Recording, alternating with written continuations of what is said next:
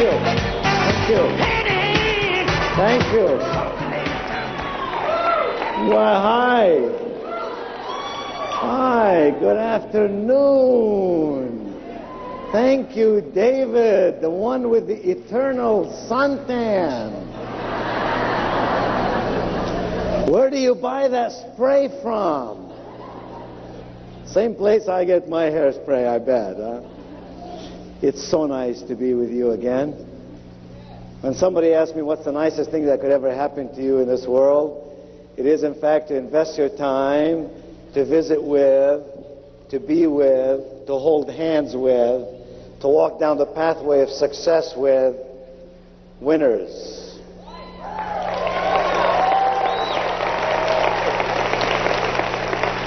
That's what you are. You are winners. And Starlight clearly loves you deeply. Last time in Orlando, Fun City, USA. And today in Nashville. I love Nashville. In fact, I worked in this very room last week. I have to admit to you, it didn't look anything like this. There were some 2,000 technology experts here, and the room had no color, no life, no excitement.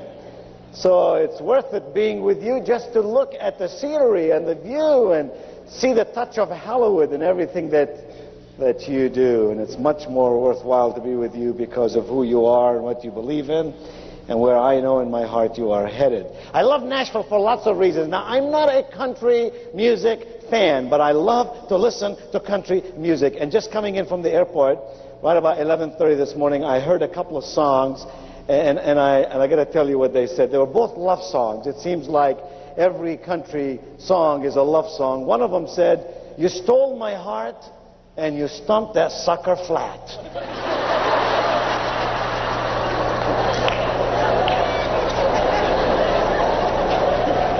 Now, you know, for a Lebanese boy, that doesn't sound like much of a love song to me. And the other song I thought was even greater. It was some woman who was lamenting the fact that her lover had done her in. And she said, "I'm in the gutter now. But if I go back to you, that'll be a step down."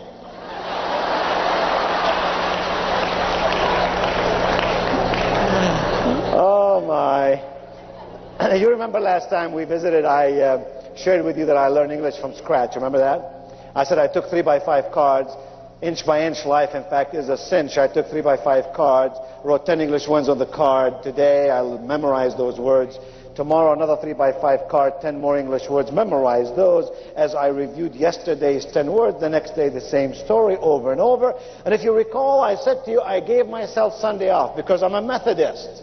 And we Methodists have to reintroduce ourselves to God at least once a week. We are not like Baptists. We have no guaranteed passage. People say to me, "Nido, why are you always picking on the Baptists?" It's simple. You make a Baptist mad, he'll pray for you.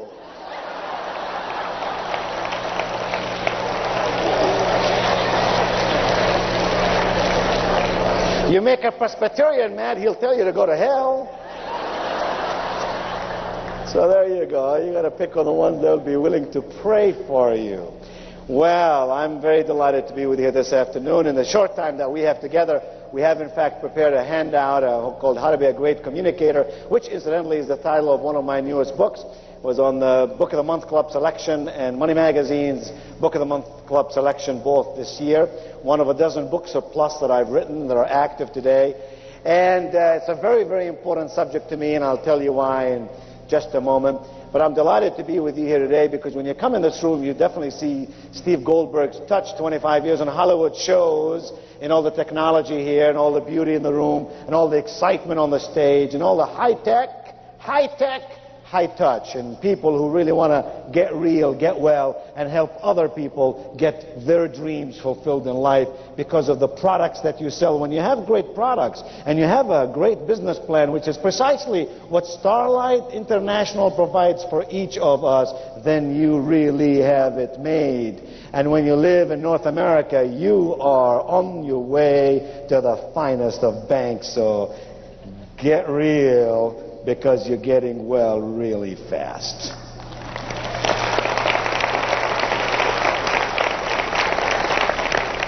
Let me tell you this, the 21st century is going to be unforgiving for the man or woman who is not confident. The 21st century is going to be unforgiving for the man or woman who will not be confident. It is the confident people in our midst who are going to make life worth living, who are going to achieve their goals, who are going to climb up the ladder of success, who are going to have the kind of downlines other people only talk about, dream about. And the question you ought to be asking here this afternoon in Nashville at this wonderful Opryland Hotel, this incredible Starlight event is this: how do I become confident? How do I make sure I am confident? And the answer really is simple. The answer is really, really simple. You see, competence leads us to confidence.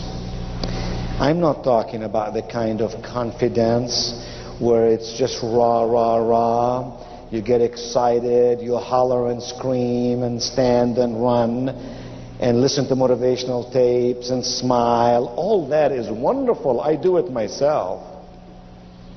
But it's not enough. The kind of confidence that I'm speaking about, dear friends, is the kind of confidence that comes out of real stuff. Knowing your stuff and doing your stuff and doing it repeatedly, so that your confidence really grows out of competence. Somehow, when you're good at what you do, you feel confident in your life. Where does competence come from? It comes from knowledge. Don't ever miss one of these sessions. Don't ever pass a copy of the magazine that you don't read or a tape you don't listen to. It comes from skill. Seek the people who can teach you the ropes and learn them well. And it comes from experience. Doing it over and over and over again in the right way, at the right time, with the right people. Knowledge, skill, and experience leads you and me to competence. And competence leads you and me to confidence. And here's the clicker: confidence would lead you and lead me to commitment. That's what we got to do. Make a commitment. In my book called Stairway to Success, I make this statement, and I think it's a clever statement. In fact, scratch that. I think it's embedded with wisdom. Because here's what the statement said: you make a decision with your brain, but you make a commitment with your heart. And then I will take it to another stage and to another stage. So as you stand up in just a moment, the only sound in this ballroom shall be my sound, just giving you instructions what to do next. Now you may stand up, make as much eye contact with as many people as you can, no words whatsoever, just make eye contact, pleasant, smiling faces. Wonderful. You should be able to make eye contact with a dozen people or so. Move around so you can do that. You've done a good job. Now what I want you to do is to meet as many people as you can around you. Just gently shake their hands, tell them hello, how are you? Try to do that. Go ahead.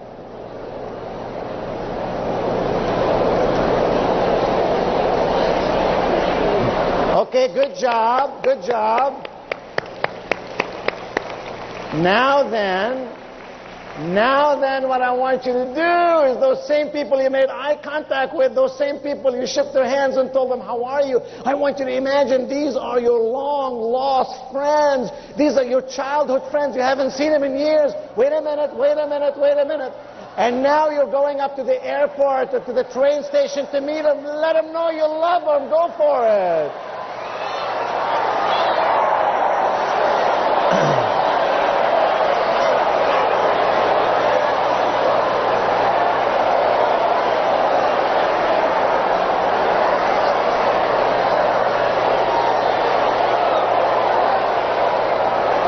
job. Very good job. Help me clap. That's it. And please be seated. Very good.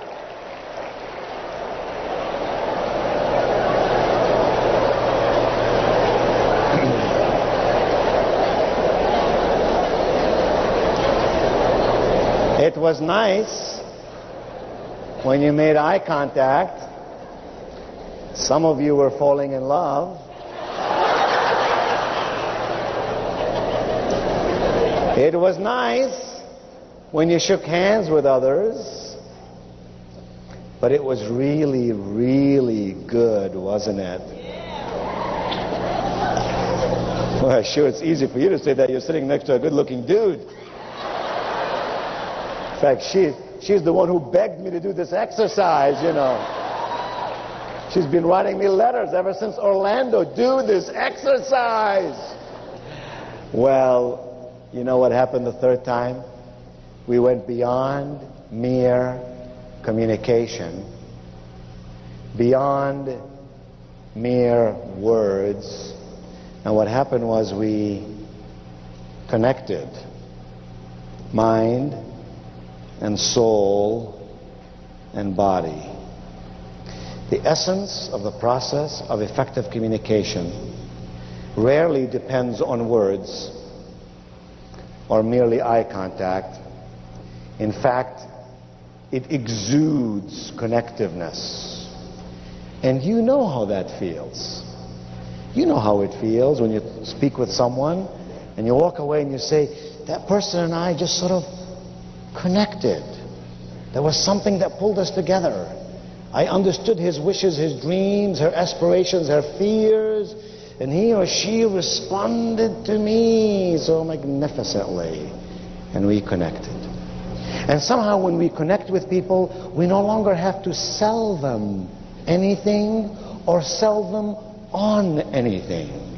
Somehow when we connect with people, they sort of stand in line wanting to get what it is that you and I have in our life, because they too want to feel that way. So really the magic is in our ability to connect, not just to communicate, to persuade, not just to sell. Now I'm going to work you through the workbook. This will be a work session. So if you have your workbook, you should now have it opened up to page number 1. And page number 1 should be titled The 7 P's of Selling. And I hope that you will write some things down. Let me tell you why. The palest ink is better than the most remarkable memory. We remember ideas, but for a short period of time. You got to write them down. I still use 3x5 cards. When I want to change a habit, learn an idea, I put it on a 3x5 card. I carry it with me for 21 days. I look at it 100 times a day. In 21 days, research shows that you and I can adopt new habits, and you and I can learn new stuff. So write it down. Here are the 7 P's of selling. You and I may think of ourselves as salespeople, and indeed we are. Every person with whom you and I come in touch is a salesperson. They sell us on themselves, their ideas, their career, their family. Mothers are salespeople to their children. Husbands are salespeople to their spouses, and so on. So we're all salespeople. You really can't build a great starlight business if you don't understand the premise, the profound premise of how to get people to buy from you. Buy you first, buy your ideas second, buy starlight products third, and then recruit other people, and the process starts all over again. 7 P's of selling. Your power to persuade plenty of prospects to purchase your product at never a price, heaven forbid, never a price. Anybody can sell anything for a price. This is America. America's built on profit, no beautiful stage. No profit, hamburgers for lunch. No profit, we will not be at Upper Land. It'll be days in all the way. Gotta have profit. Profit is a wonderful word. Your power to persuade plenty of prospects to purchase your product at a profit. And by that I mean not only to recruit enough people to come onto your team, but I also mean selling Starlight products ultimately at retail to customers. That's really what will build the business beyond imagination here, border to border, coast to coast, and countries beyond. If there were an eighth P, by the way, to that definition, what might it be? Somebody guess. Yes, all these are good words. What? Very good. How about the word persistently? Does anything happen in this world if you don't really work at it persistently? Persistently, that's the key. If we're going to make something happen, we're going to make it happen day in, day out. I have a great sales manager friend of mine who lives in my home city of High Point, North Carolina, the furniture capital of the world. Whereas I speak to you today, some 80,000 people have come to our city from over 70 countries around the world. Furniture dealers and such to see the new furniture so they can sell it to you. Anyway, in my home city of High Point, North Carolina, this great sales manager friend of mine gathers his salespeople every Monday morning and he says, salespeople, this morning and today, when you go out calling on prospects, I don't want you sticking your foot in the door. I want you to stick your head in the door. That way, if the customer slams the door on your neck, you can keep on talking.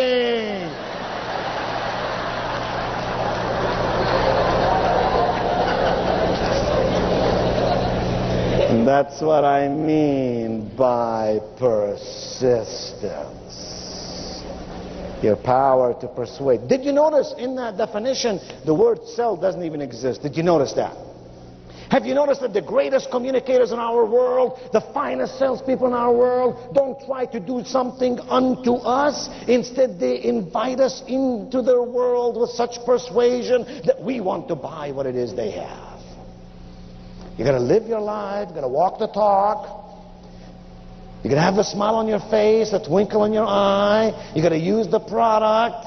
You got to sell it to enough customers. You got to get enough testimonials, so that you really ultimately are working on your persuasion skills, not strictly on your selling skills. Now here's why people buy.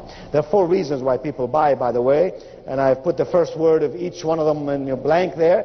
The G stands for gain. We buy something because we want to gain something.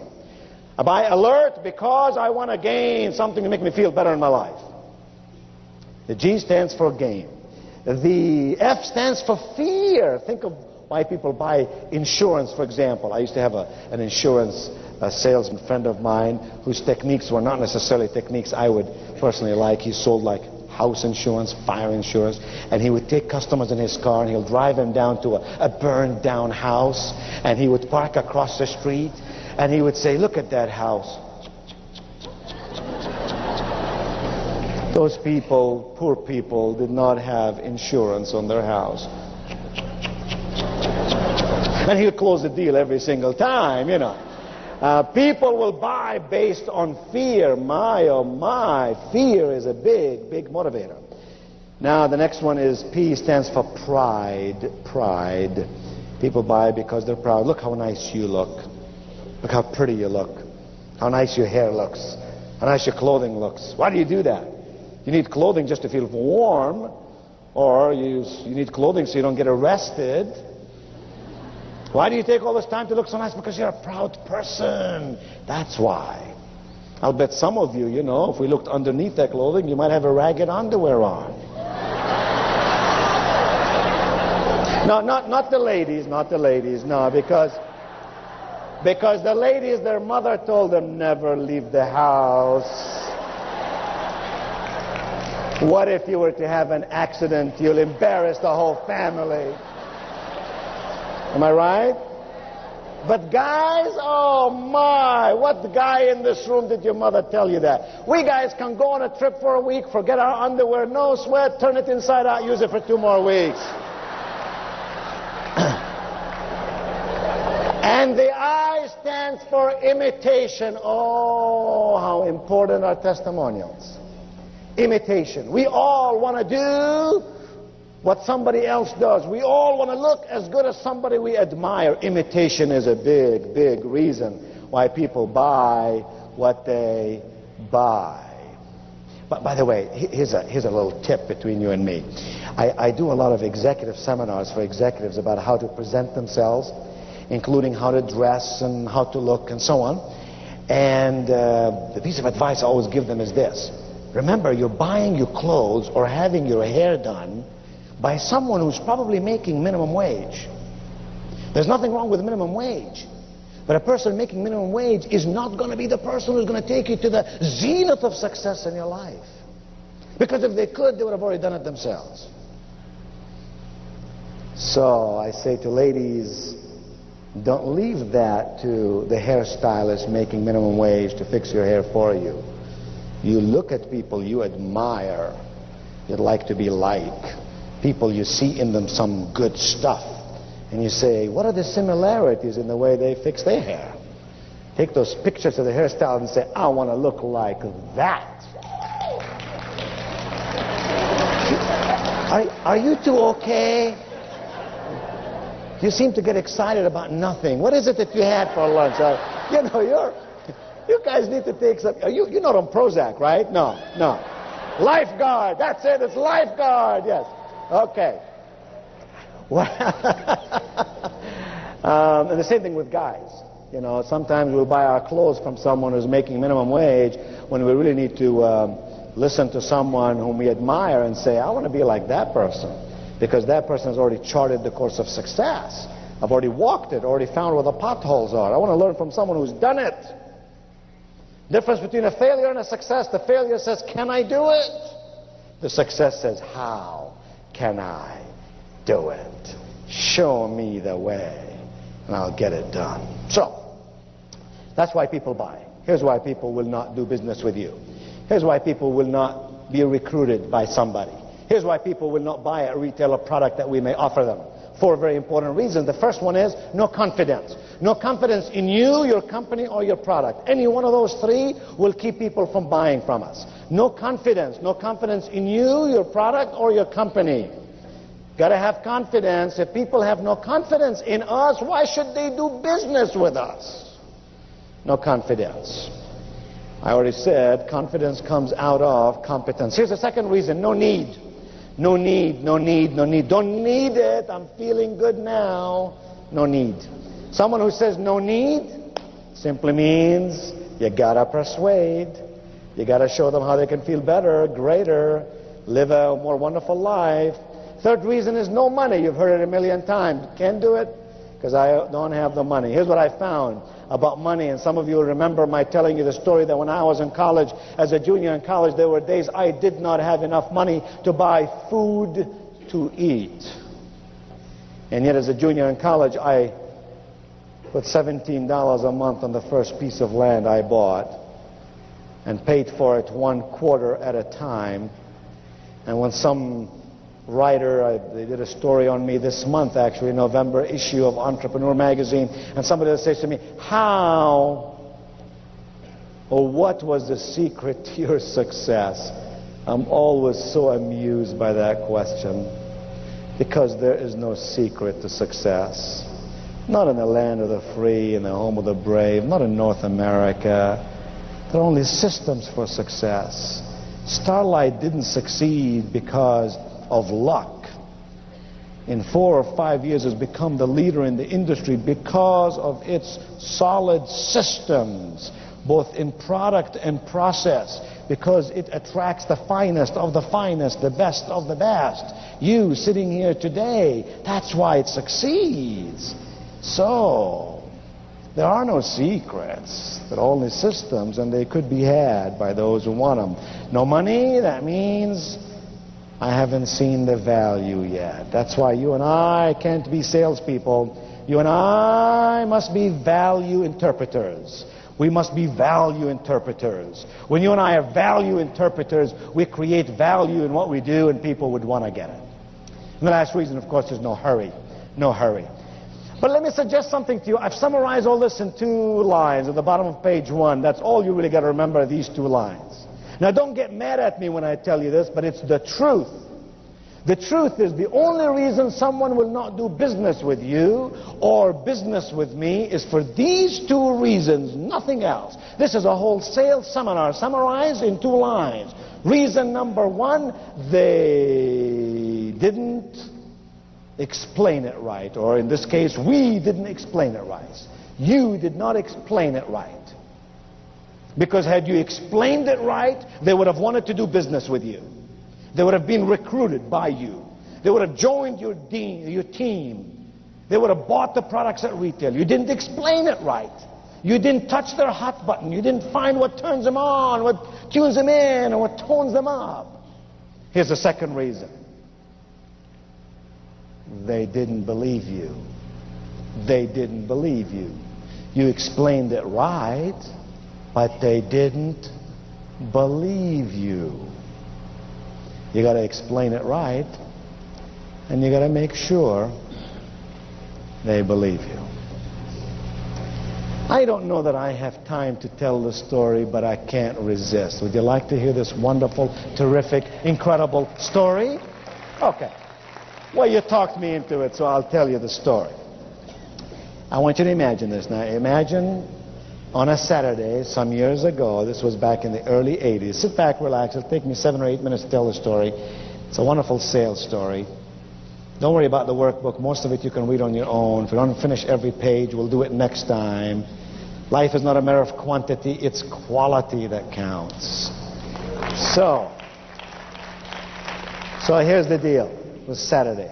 I had blue jeans on, t-shirt. Hard to imagine me with t-shirt and blue jeans, isn't it? I drove my car over from High Point, where I live, to a neighboring city called Greensboro, North Carolina.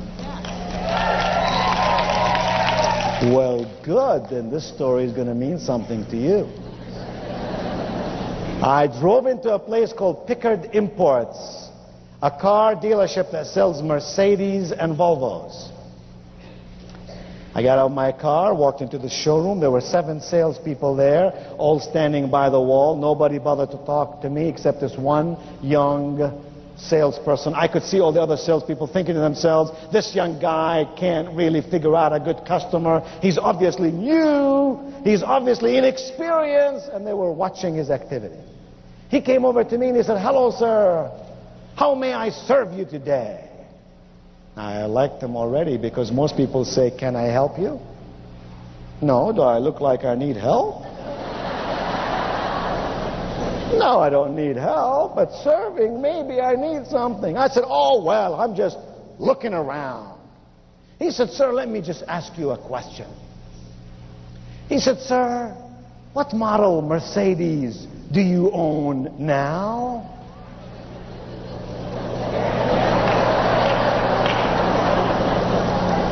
I said, I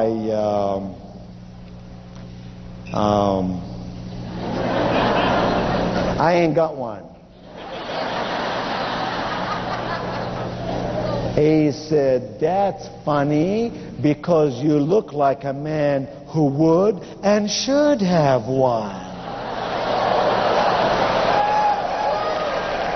I was falling in love with the guy right there and there.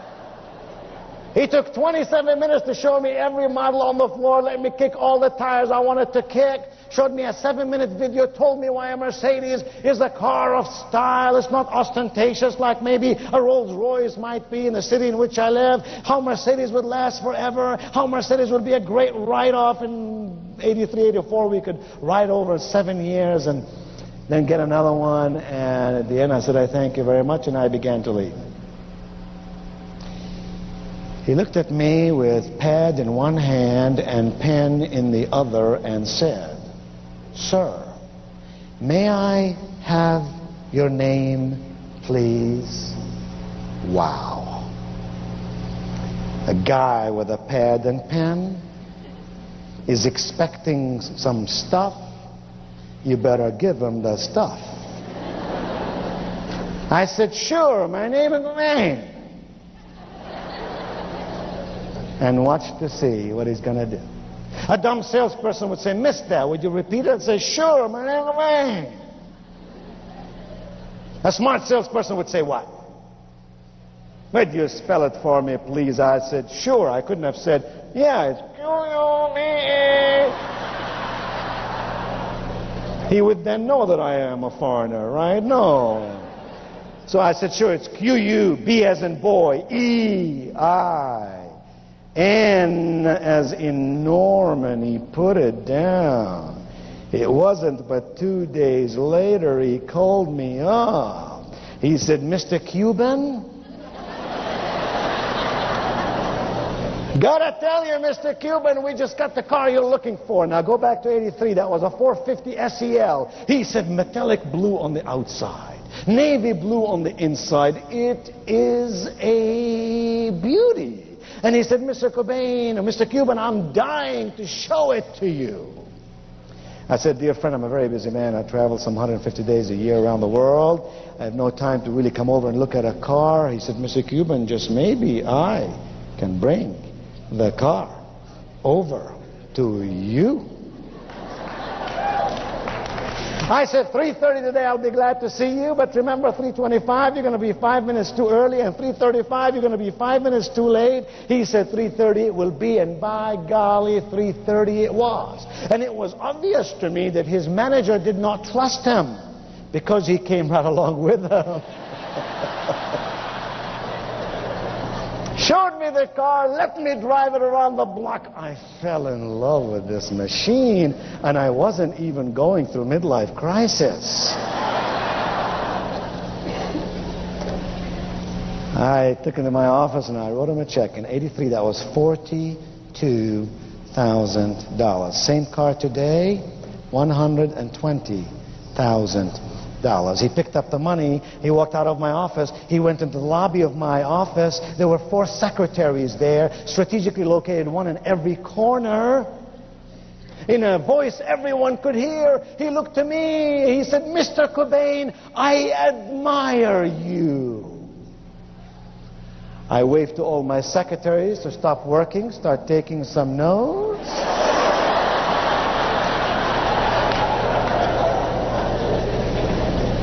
I said, really?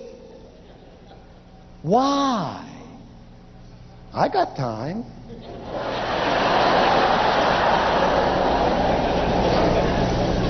He said, Mr. Qubein, it's not every day I work with a person who's a business person like you.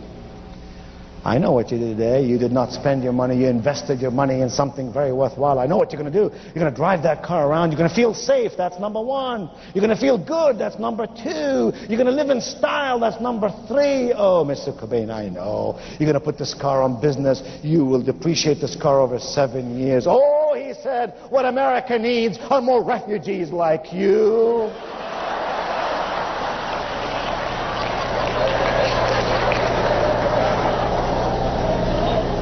I felt like giving the guy a $10,000 tip, you know what I'm saying?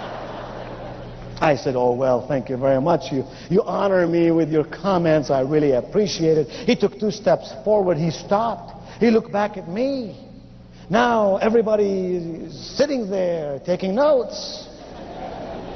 He said, Mr. Qubein. He said, Mr. Qubein, you know, when I work with a guy as smart as you, the least I can do is to be totally honest with you. I said, hey, I'm into honesty. Honesty, integrity, ethics. You're talking my language. What do you got on your mind? He said, Mr. Qubein, I feel badly about this because I really didn't tell you the whole story. I said, the whole story is beginning to sound like Paul Harvey.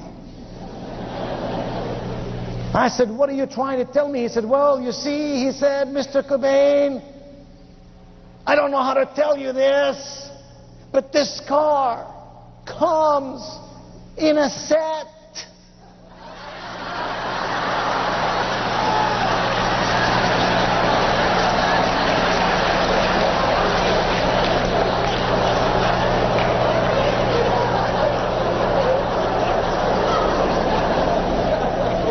I said, in a what?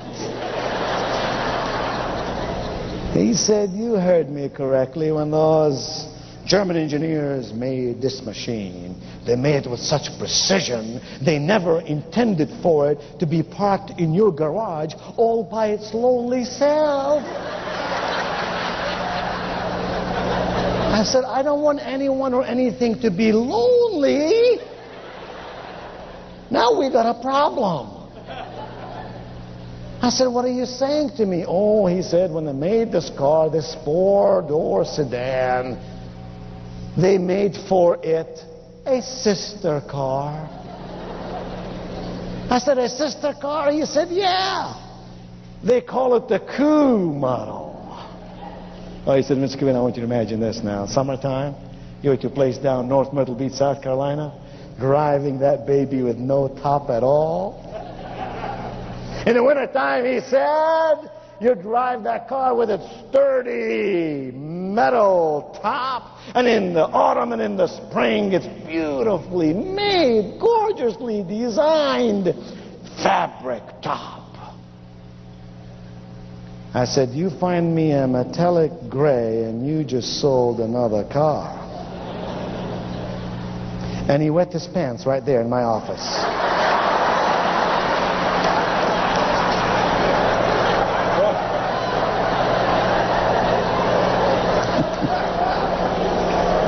We built a little glass house over the spot there.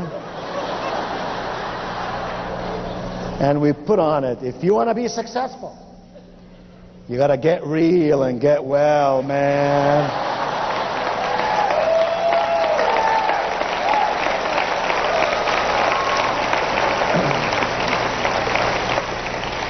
Oh, yeah. I said, hey, come back in my office, let's talk.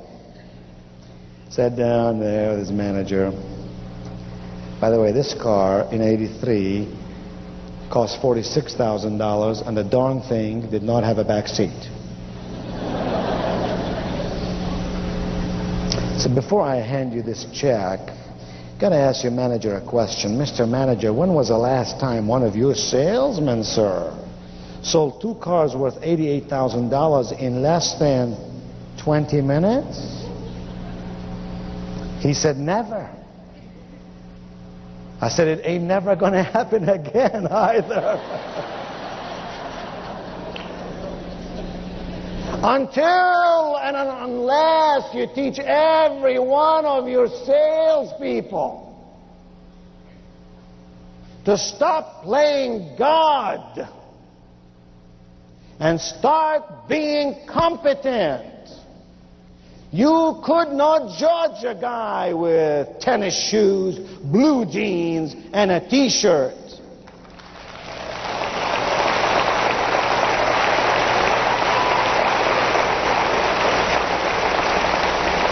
What you got to do, I said, is teach your people how to qualify human beings, because when you least expect it, they'll be the biggest recruit. When you least expect it, they'll be the biggest retail customer. When you least expect it, someone in your downline will wake up and start smelling the roses.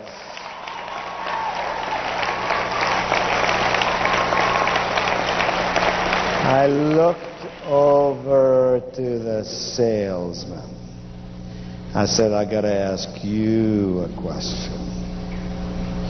What gave you the courage to stand in my office in front of my people, having just sold me an expensive car, to ask me to buy another car as if to say, you got a donut? Would you like a cup of coffee to go with it?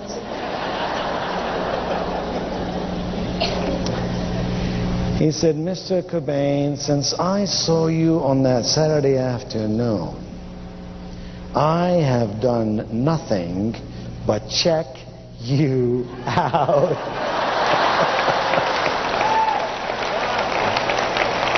Oh, man. He said, I got hold of some of your tapes and memorized that stuff, man.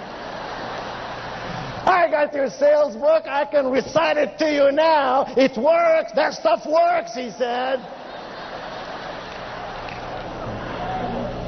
Oh, my. That was a true story. I was in '83, and I've never driven another car since. I exchanged the cars every 2, 3, 4 years. I tell the story of the young man who sometimes in his naivety had power. Sometimes you and I think we know enough to make the decisions to hold us back. And the moment we lose our innocence and our childlike wonder, we become constipated. Mentally constipated, that is. Let's go to page 2. Top of page 2. We spend 78% of our time, you and I, 78% of our time every day at communicating. 78% of our time, therefore, it goes without saying, you and I have got to learn how to communicate effectively. Item 2, 7 out of 10 messages, according to the University of Minnesota, 7 out of 10 messages actually don't get through. Oh my! What lousy efficiency. That suggests that you and I operate at a 30% efficiency rate. When time is the only inventory that you've got, it's the only thing in your life you cannot replenish, is time. We ought to use time like it's the greatest of all treasures, because none of us can make more of it.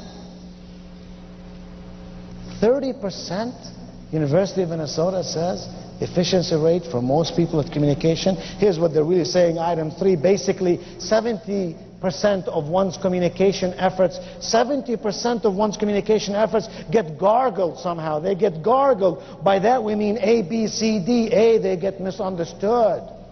You say something and somebody misunderstands you. When my son Ramsey, who's 17 now, was about 2 or 3, and I left for work in the morning, I told him, I said, Ramsey, you've been giving your mom a hard time. And if I come back tonight and your mom says that you are a naughty boy, I, as your father, must spank you. So don't misbehave. Came back in the evening, and my wife made a point of telling me in front of him that Ramsey was a naughty boy. And I called him over here and I said, Ramsey, remember the deal we made this morning? We made a little covenant, you and I. If you don't behave, I have to spank you. Now, I want you to remember something. I'm your father. I love you. I get no joy out of spanking you. The only reason I'm going to spank you is because I love you so much. And then I let him have it on his derriere 2 or 3 times. I'll never forget, as long as I live, as this 3-year-old boy looked up at me with tears coming down both of his cheeks, as if they were pearls tumbling down this youthful valley. And he said, Daddy. I said, yes, Ramsey. He said, Daddy, I don't want you to love me anymore.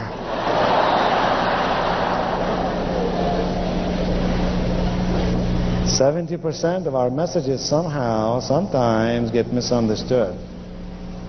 B, they get mistaken.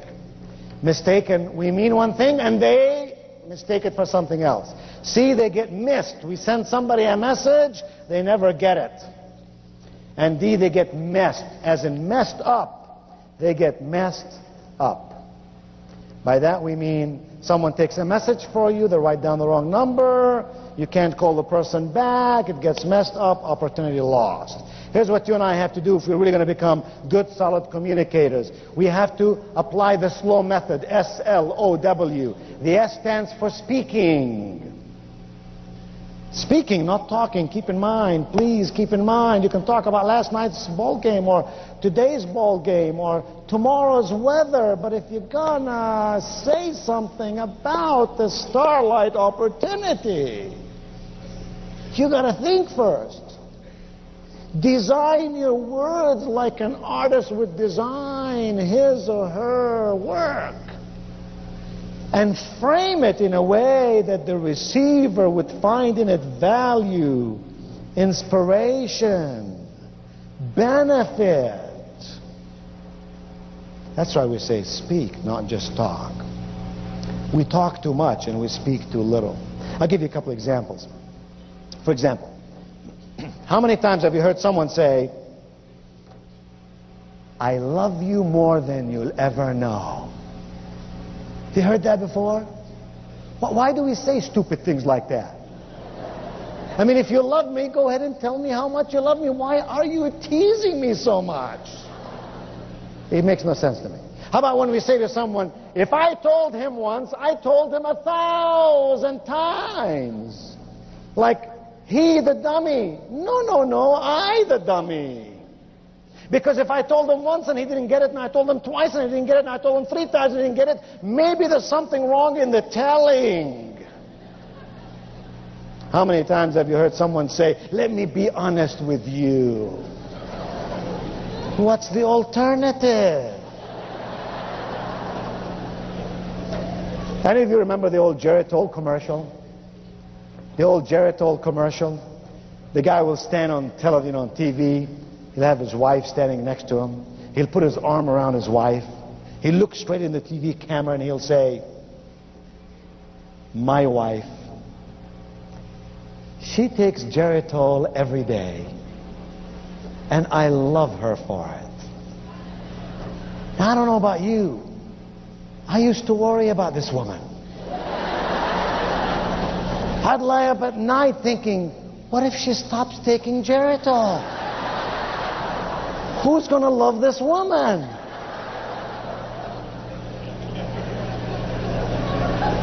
We say dumb, dumb things. Here's the best way to learn how to speak. Get a tape recorder and record yourself. Get a tape recorder and record yourself. You must record your presentation. And you must listen back to it. And you must ask questions like these. This person on this tape recorder, me, does she sound like they're intelligent? Do they sound persuasive? Do they sound honest? Do they sound passionate? Do they sound informed? Do they sound successful? And if not, why not? And if not, what must they do so they will feel all these things? Tape yourself and listen. If you're using too many ahs, ums, you know, or God forbid, the word like. I woke up this morning and I looked out the window and it was dark. And I said I have to turn the light on, but it was too far from my bed. Who invented the word like? Clearly a person who doesn't know a lot of words in English. It has no application. People who use too many like, that means their brain can think fast enough to come up with something different. So don't succumb to this kind of stuff. Here's why.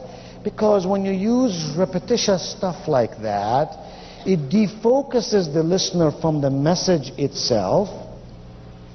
And the listener now is focused on the interference itself. The word like. It's equivalent to guys. Gosh, I wish I have 2-3 hours with you because there's so much we need to cover. It's equivalent. Well, thank you. It's equivalent to the guy, God forbid we have one of those dudes here this afternoon. It's equivalent to the guy who might have hair where God never intended to be. Like on top of their nose.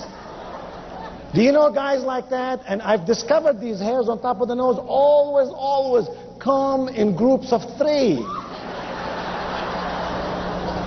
Now the only thing worse than having hair on top of the nose is hair coming out of the nose. I sat next to a guy from Atlanta to Los Angeles the other day who had, I'm not kidding you now, who had hair coming out of each nostril, roughly 1/4 inch per side. I thought the guy owned a broom factory. I wanted to tell him, give me your address for Christmas. I'm going to send you 2 red ribbons, you know. And then it struck me, how can this guy miss this hair coming out of his nose? Because I couldn't help but notice that he had no mustache. I ask you, when he shaved that morning, what did he do? Lift those up and...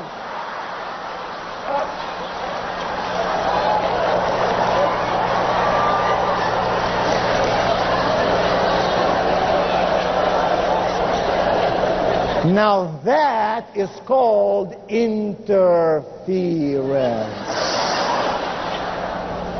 And when you got interference, you can't connect.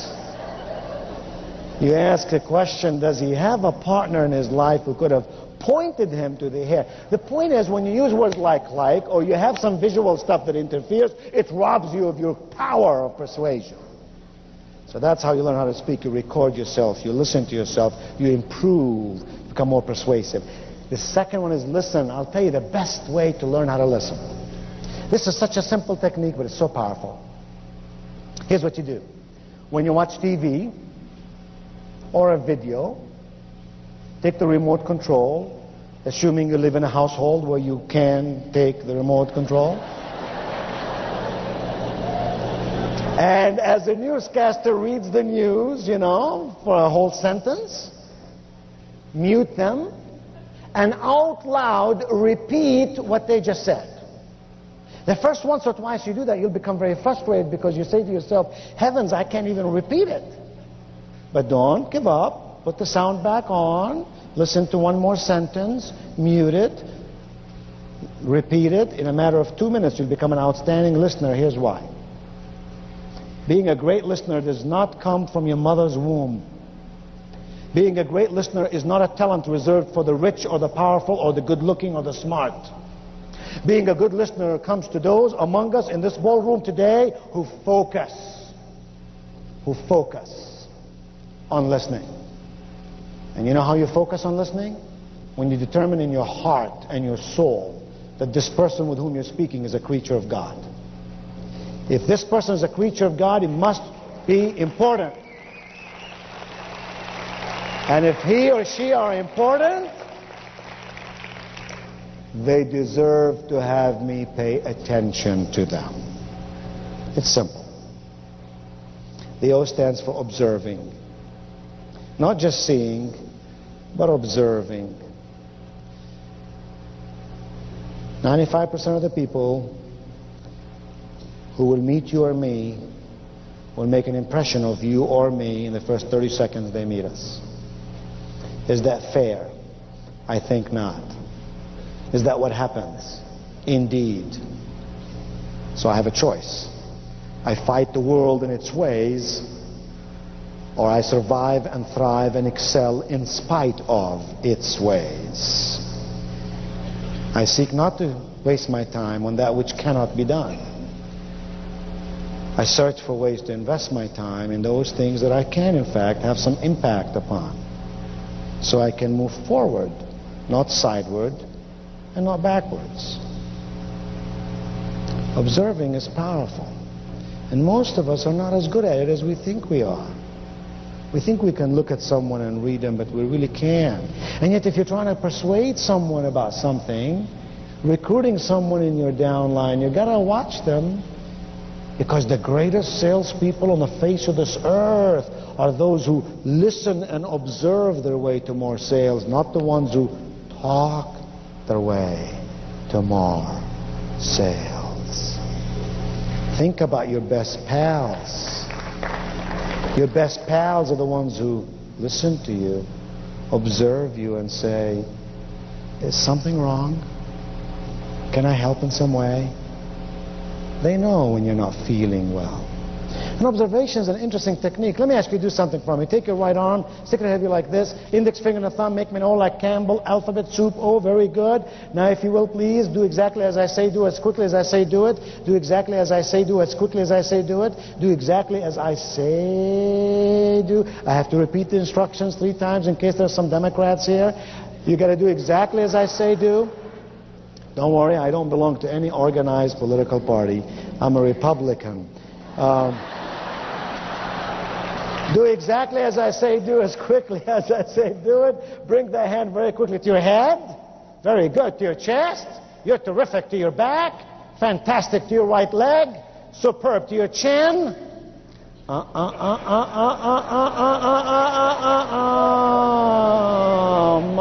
oh my. My, oh my, oh my. I said to your chin. I noticed a couple of guys here. One of them looked over to the other one and said, hot dang, I got this one right. I had one guy in the seminar one time for 10 minutes, had his hand on his cheek, would not move his hand. I said, sir, I said to your chin. He said, this is my chin. 3 facelifts, he said, this is my chin. Why did you put your hand on your cheek when I said to your chin? Because in this case you looked at me and did what I did, but you did not listen to me. It's called congruent behavior. We've got to listen, we've got to see, and we've got to speak, much like an orchestra can bring together 30, 40, 100 different musicians, each playing his or her instrument, but together making an incredible philharmonic sound that we're enamored by. That's what you and I have to do. We're going to communicate well. Speak, listen, observe. And the W stands for writing, by the way. We have to write well. How many of us write letters to other people and begin the letters? Ay, ay, ay, ay, ay. Begin the letters with the word I. Piece of advice from my heart to yours.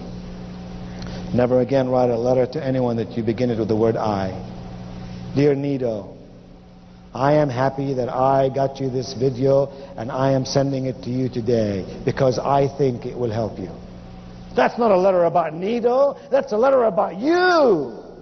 Wouldn't it be better to say, Dear Nido, you'll be glad to know that this tape can change your life, comma, introduce you to an incredible opportunity, comma, make you feel good as you get rich. That's a letter I'm going to keep and reread. So I say to people, don't begin with the word I. Incidentally, pages 3 and 4 are exercises that you can do on your own. So now we go to page 5. Page 5. I just want to summarize a couple of things on page 5 and page 6. I mentioned some of those last time to you, but in the context of communication, I'll mention them very briefly today and we'll move on, because I really want to get to page 7.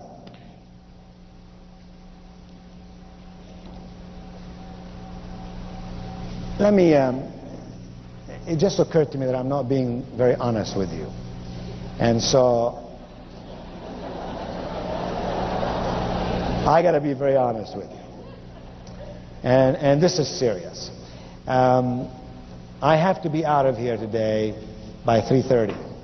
And I haven't even told Tony this, but I felt like you and I get along so well that I really haven't opened my heart to you completely. So I'm just going to say this in 10 seconds and move on. Not to bring any bad news this afternoon, but since I like you and I think you like me, then you know you need to know what's going on in my life. Since I've seen you last, regretfully, my wife has been diagnosed with breast cancer. And in the last 2 months, my life has been turned upside down. And we have 4 children at home. The youngest is 8.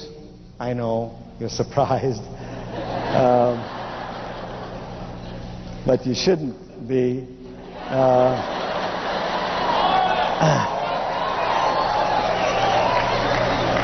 I mean, I got a closet of Starlight stuff, you know what I'm saying? Anyway, it's hard when you have 4 kids at home who struggle with their mom, struggling with breast cancer. She has lost all her hair, and she did go through 3 operations, and she's doing chemotherapy, and it's very traumatic, and I'm not staying away from home overnight. So I flew in this morning, and I'll fly back out in a few minutes. And I say that to you because well,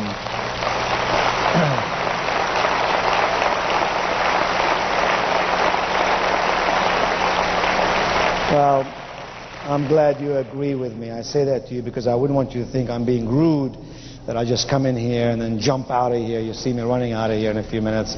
And the reason I'm going back to the lectern is to look at my watch and make sure that I don't miss my airplane. The airlines and I have an agreement. It's been a long-standing contract. If I don't show up on time, they can leave without me.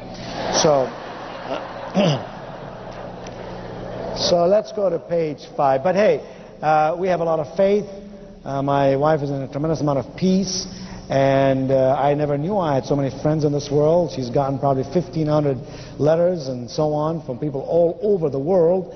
And so many telephone calls, we had to hire extra people to handle just telephone lines. And I didn't take phone calls the last 2 months because I've just been so busy with other matters. And so it's really wonderful. Barbara Bush said something beautiful. She said, in this world of ours, here's what really counts.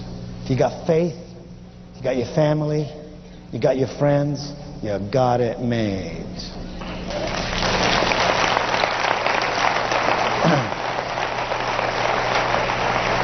And in Starlight, you have bunches and bunches of friends, and you have one big, wonderful family. On page 5, success grows out of 4 things. I'm just going to give you those and jump over them. Number 1, a clear vision. A clear vision. You gotta know what it is you want out of life, otherwise it won't happen. You gotta have a clear vision. Number 2, I'm just gonna skip around some of these. Number 2, you gotta have a solid strategy. Go to page 6. Number 3, you have to have practical systems. And number 4, you have to have consistent execution.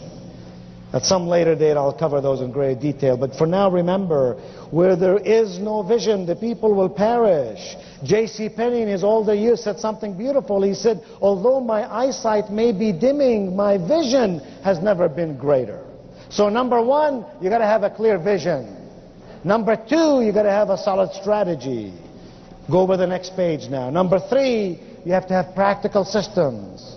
And number 4, consistent execution. The greatest of ideas don't work unless you have consistent execution.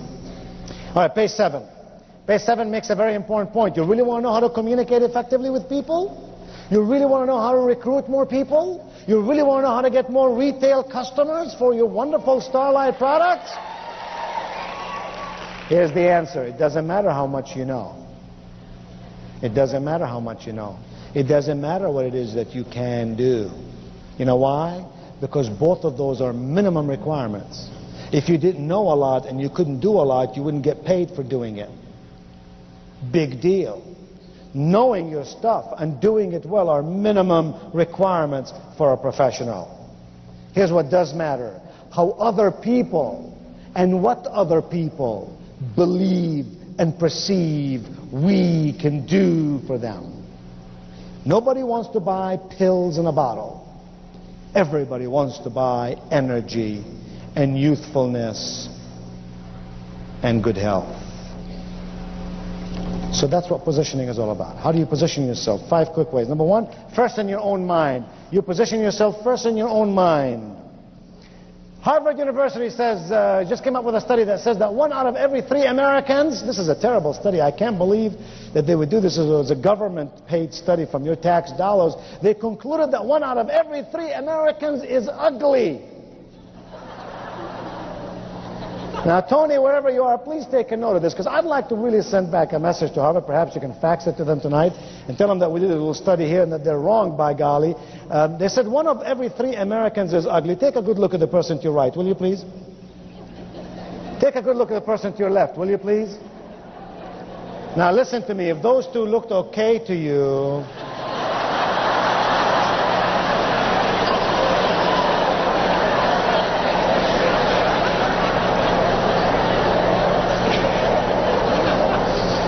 Okay, forgive me, that was silly, I admit it. The truth is, there is no ugly person here. Here's why. Ugly is only the way you feel about yourself. If you feel ugly, you'll act ugly. What we gotta do is walk with confidence. First, you position yourself in your own mind. As a person thinketh in his visceral, the Bible says, so is he, so is she. Garbage in, garbage out, good things in, good things out. In my poorest days, I was poor in my pocketbook. I can honestly say to you, I was never poor in my spirit. My mother saw to it. My mother with 4th grade education saw to it that being poor is a temporary state for those who are doing something about it. Yes, first in your own mind. Secondly, you position yourself with your attitude. You position yourself with your attitude. Thirdly, you position yourself with your appearance. You position yourself with your appearance. Here's a question I'll ask you about appearance. When people look at you, what do they see? Do they see a smart person? Do they see a dumb person?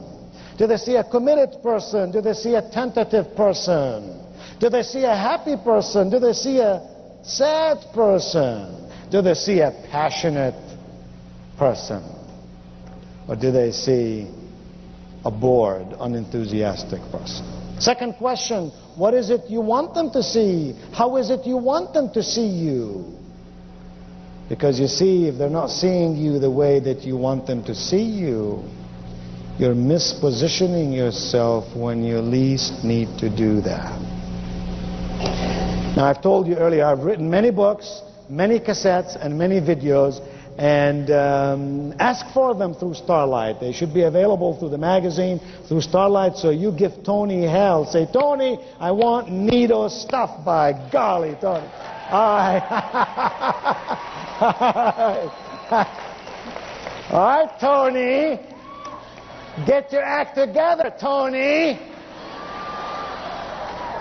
Okay, I have wonderful materials. I really do, and I'll tell you why. Because every book I've ever written and every cassette I've ever recorded came from my experience in life. I don't go to the library and research stuff. It came from the experience of an immigrant who came to America with nothing in his pocket, no language on his tongue, and no connections to open any doors for him. And by working hard and smart and by the grace of God and good friends that I hung around, I was able to build something in my life. It's those strategies that I learned that I expound upon in my own material. Let me tell you something. Number 4, you position yourself with your words. You position yourself with your words. You position yourself with your words. Unfortunately, there are people who will still use very tentative words. Ask this question. This is a powerful question. I ask me this question every day. Why should this audience listen to me today? Why should you listen to me, and why now? Why should this person with whom you are talking about, Starlight, listen to you? And why should they listen to you now? Can you see how by asking that question, you focus on the person and their needs and fears and aspirations and wishes, and you become better with your words? I know people who use words like I think, or I might, or I'll try. I even know a guy who says, I think I might be able to try. Get rid of negative words. Adopt in your life positive words. Now, I'm going to tell you a story, and I'm going to skip the other blanks. The rest of the material you can read all on your own, because a lot of it, there's more stuff there to read than you'd want to read anytime soon, so you got a lot of stuff. These blanks, don't worry about them. We'll cover them some other time, and maybe I'll run an article and cover them in there. I've covered the most important stuff, but I got to end with this story because it's more fun than anything I can really put for you on the notes. So listen to this story. When it's all said and done, the only thing that really matters in your life or mine is your attitude. You got the right attitude, you'll get the knowledge. You'll read the books. You'll listen to the tapes. You'll watch the videos. You'll attend the seminars. You'll hang around brilliant and smart people. I'm not worried about you. It's the person who doesn't have the good attitude that gets messed up. Great story. Guy flying from Pittsburgh down to Atlanta, Friday afternoon. Negative guy. Never been to a Starlight conference. complaining about everything. Life and living, God and the angels, the president and the economy, his wife and his children, his work and his company, everything he was complaining about. They served dinner on the plane. Dinner wasn't much, it was a sandwich. Everybody ate the sandwich, and thank God Almighty that we had something to eat in this country, but not this dude. Oh no, not this dude. This dude reached out to the little bell above him, and he went ding ding, ring ring, ring ding, some more, till the flight attendant came running down the aisle. Sir, she said, is there an emergency? Is there a problem? Can I help you in some way? He said, yes ma'am. He said, this is a bad sandwich. Flight attendant picked up the sandwich with her left hand, looked at it, and she went, bad sandwich, bad sandwich.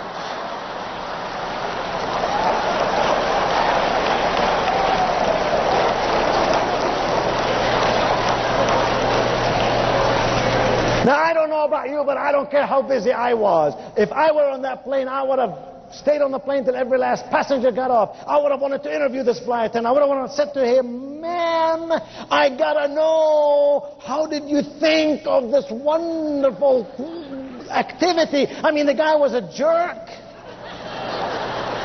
And I could just hear the flight attendant saying to me, oh, well, I've been doing this a long time. I don't occupy my mind with that which is negative or pessimistic. When the guy told me that was a bad sandwich, I could have said to him, sir, you don't like this sandwich? Let me tell you what you can do with this sandwich. And from the looks of things, sir, it would fit just perfectly.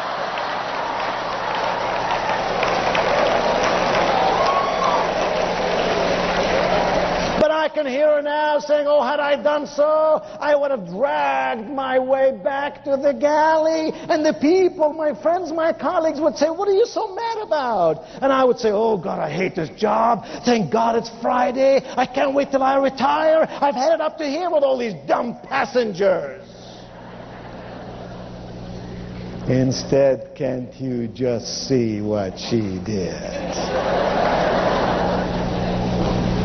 I could just hear her say, oh man, sure, I could have told him to stuff the sandwich. I could have told him, if you don't like this airplane, sir, we don't need your business anymore. And if you don't like this flight, no sweat. Do you see the exit sign over there? Instead, she was going back to the galley, running, having a difficult time holding back her laughter. And when her friend said, what in the world is the matter? She said, you won't believe what I just did. And her friends would say, what did you just do? And she'd say, I just beat the hell out of a sandwich.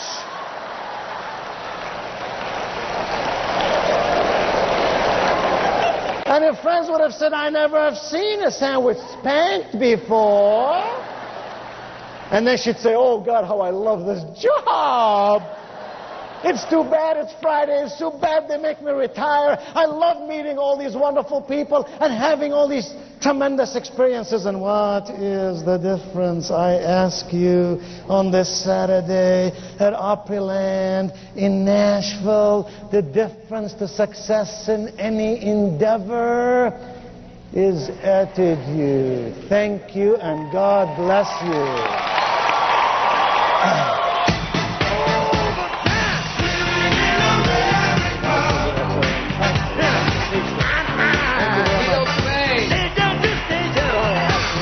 We understand. Thank you for being here.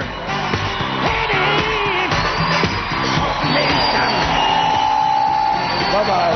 Thank you very much. I'll see you again soon. Thank you. Bye-bye.